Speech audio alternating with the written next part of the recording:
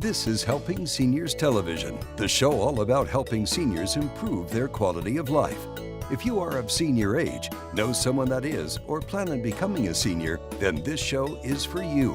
It's about helping you develop your own plan of action for aging, so you or a loved one can age actively and with dignity. Helping Seniors Television, from the Helping Seniors Network of Information. On this edition of Helping Seniors Television, host Joe Steckler talks with Terry Jurovcik from Beach Funeral Home. Planning a funeral requires organization during extreme sadness and grief. Making pre-arrangements provides you and your family the opportunity to become aware of the many options for funeral or cremation services and ensures your wishes are carried out. Now, here's your host, Joe Steckler. Welcome to another edition of Helping Seniors. And today, my panelist is Terry Jurovcik from Beach Funeral Homes. And welcome, Terry. Thank you, Joe. Thanks for having me today. Yeah, it's always, we were talking before the show, folks, about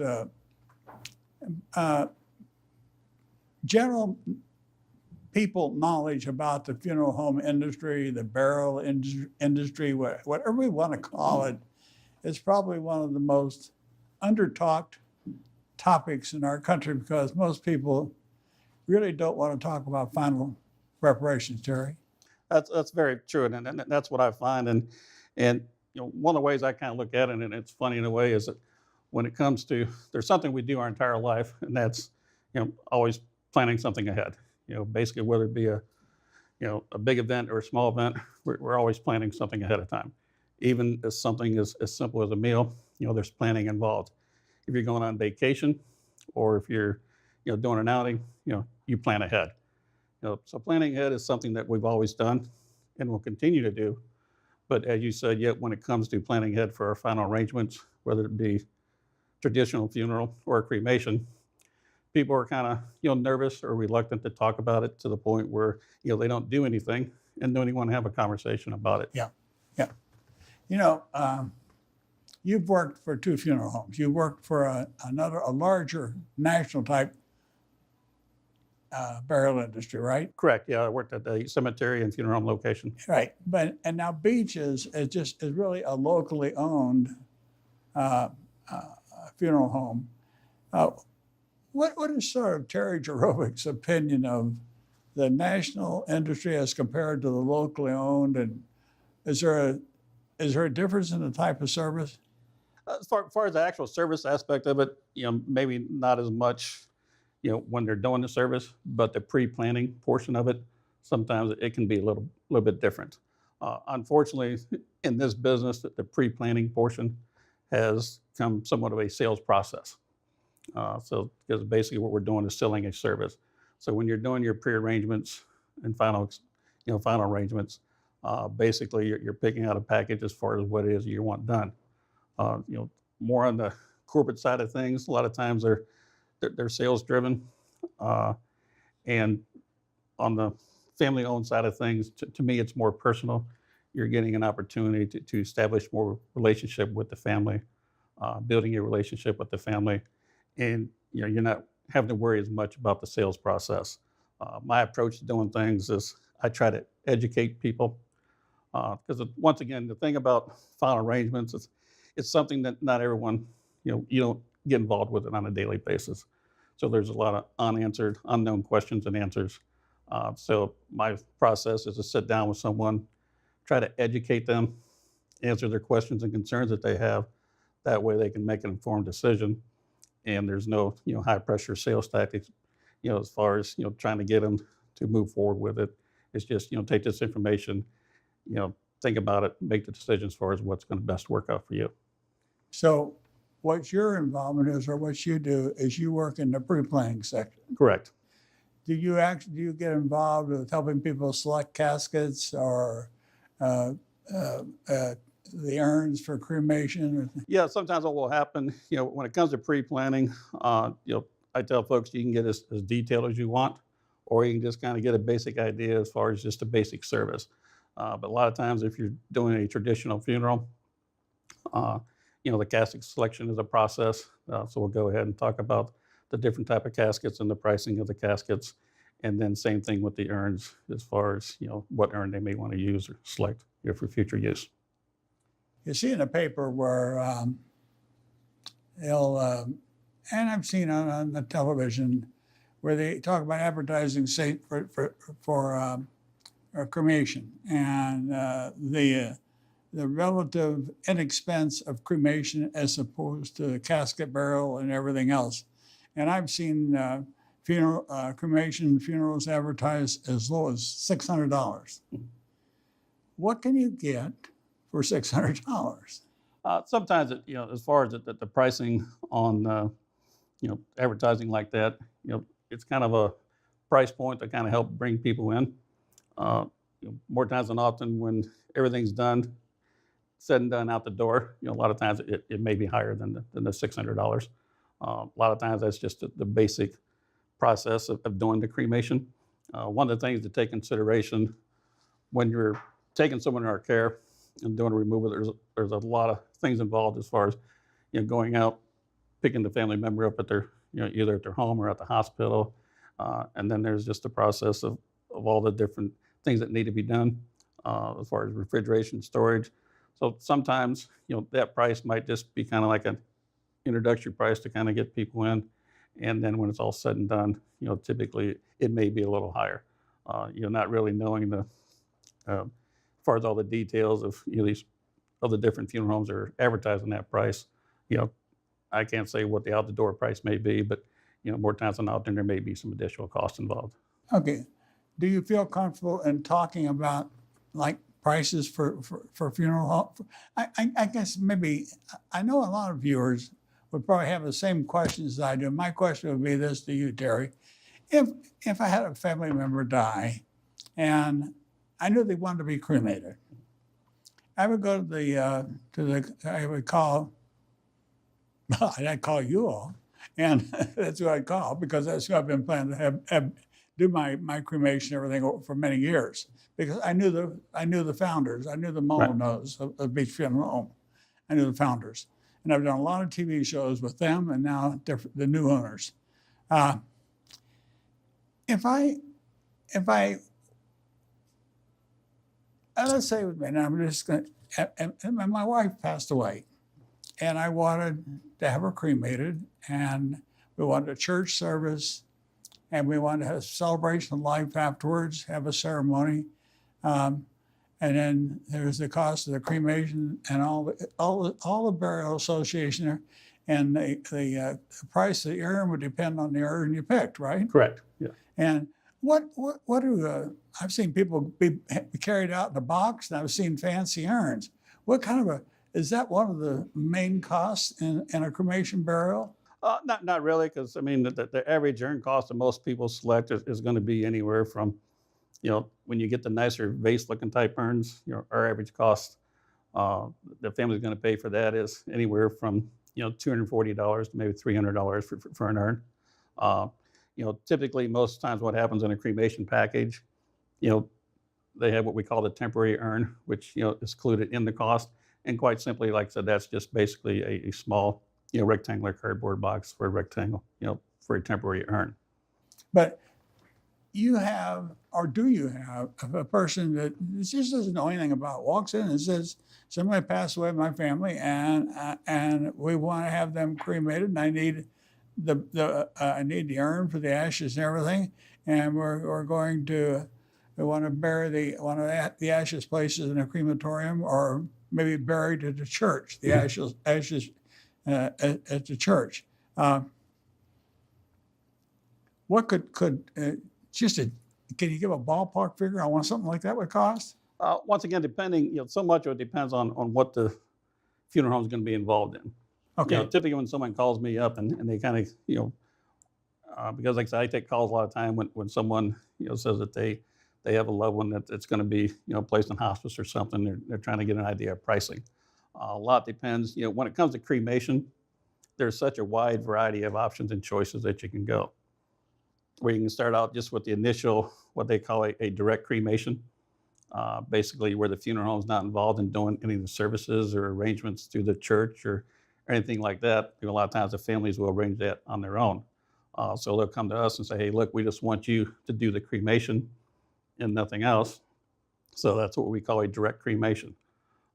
Price on that is, $1,295, for us to handle everything from the cremation side of things. As far as, taking someone in our care, refrigeration, storage, the actual cremation process, filing of death certificates, then doing the cremation, and then turning the remains over to the family. And also what's included in that price is, like I said, it's a crematory requirement for someone to be cremated in what we call a, alternative container, which basically is the, container they're going to be placed in to be cremated. So that price is included, and then the temporary urn. Now, in addition, if they want like an actual regular urn for placement, in a cemetery or someplace, then the urn cost is in addition to that.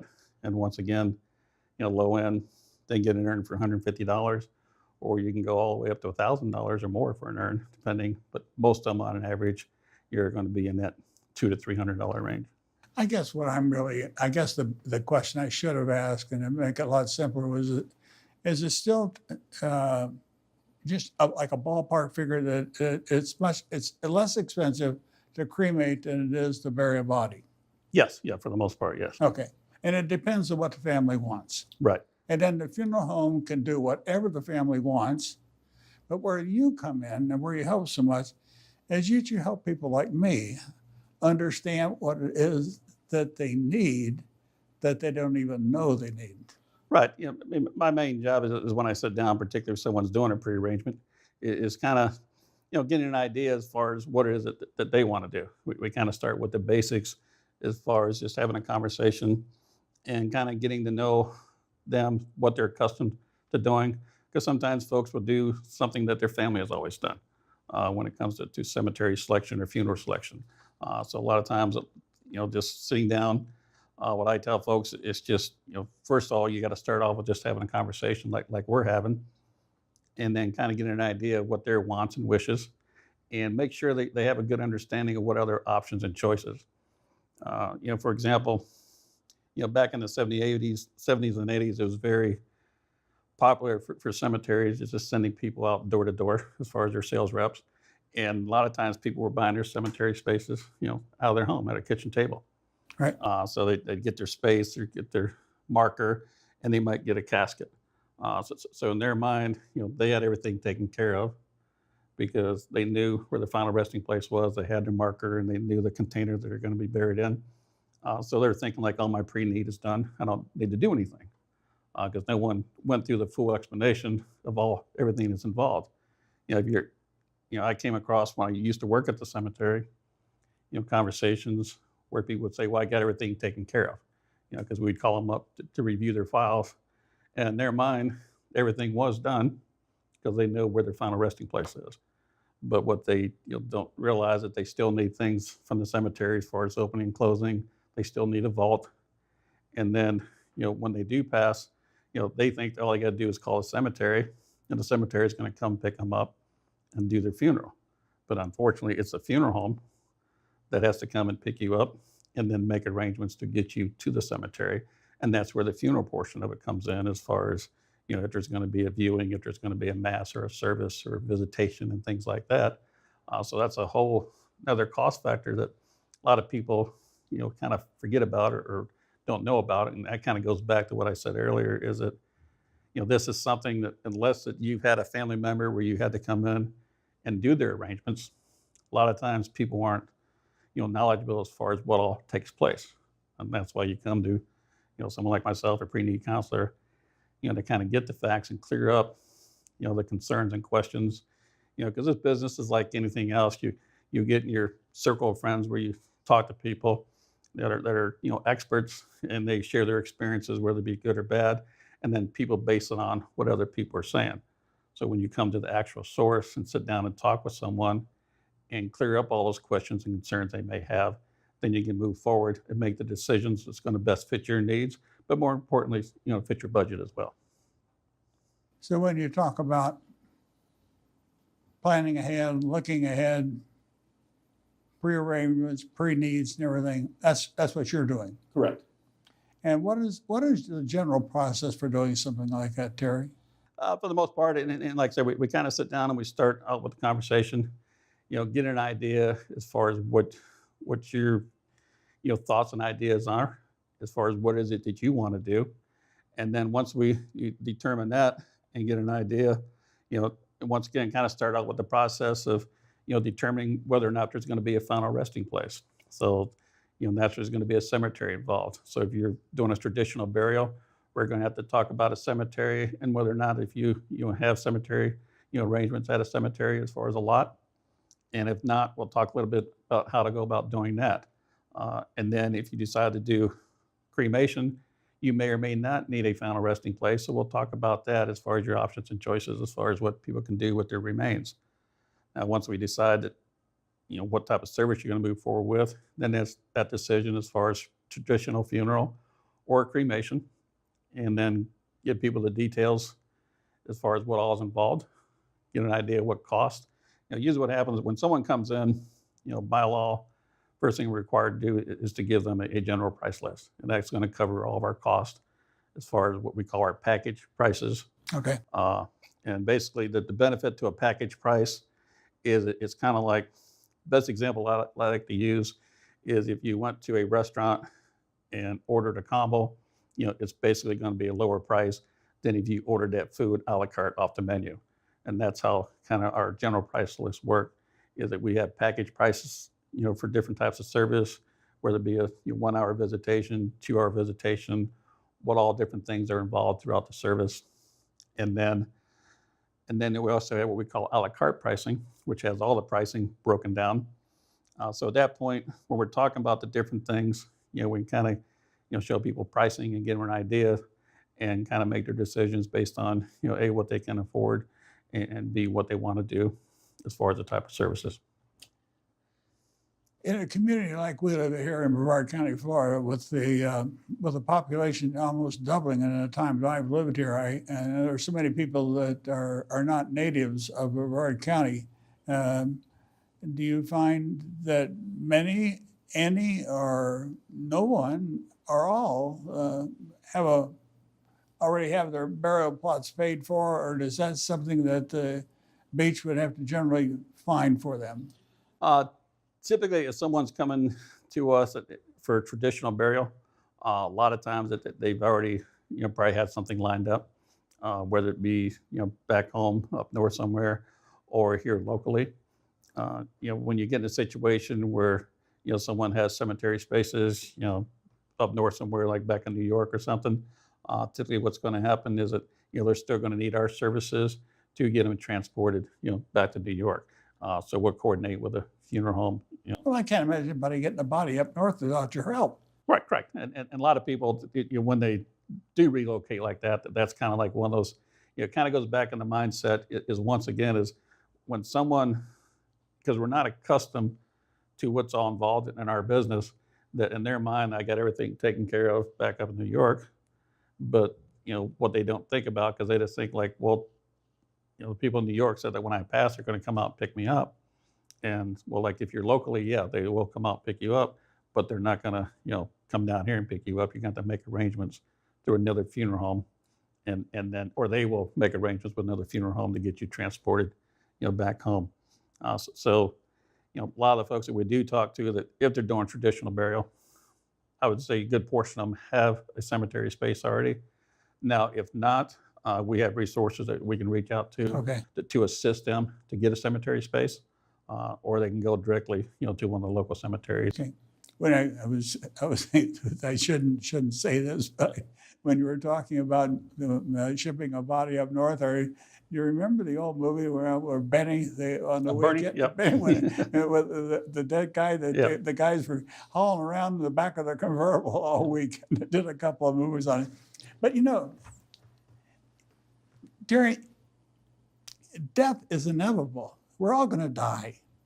And it's how we look at it, or how we look at, I think it should make a lot of difference as to how we look at it. Because, I've seen, and you probably have seen too, such a change in the way people accept death now. Oh, We don't say we're going we're going to go to a burial service, like we generally say we're going to go to a celebration of Right. life. Yep.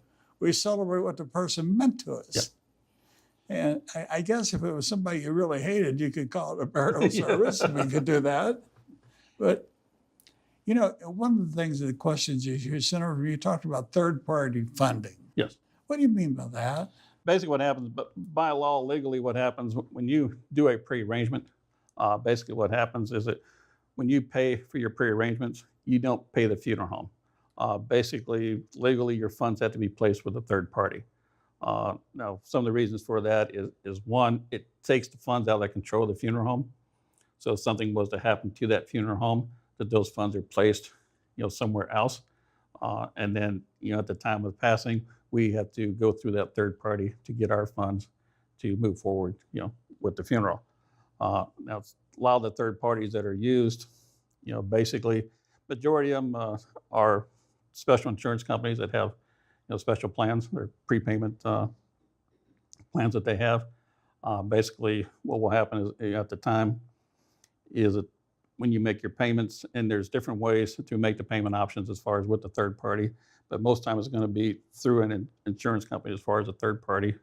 What is that third party? Something that comes in and play before when you're trying to pay for pre-needs, when you're trying to pay ahead, or is it something that comes up when you're trying to pay for a funeral? Well, basically, the difference between prepaying as far as pre-arranging, that's something that's going to do as far as you're paying ahead.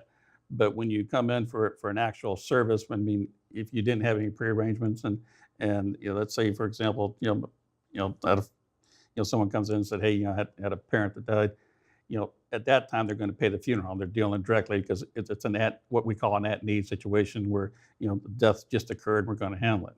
But the whole thing about pre-arranging or pre-funding is basically we're trying to plan ahead, hopefully for years on down the road, where we're going to try to pay ahead and secure those funds. Because going back to talk about the third party, is that when you do a pre-arrangement, basically what's going to happen is when I go through the process and talk to you as far as finding out what it is that you want done, is once we go through all the nuts and bolts and determine the type of service that you want done and all the extras you want may go with it, at that point, as we're going over this, we're talking pricing, is that once you say, okay, this is how I want my final service to be, these are the arrangements that I want done, when I die, that this is how I want it handled.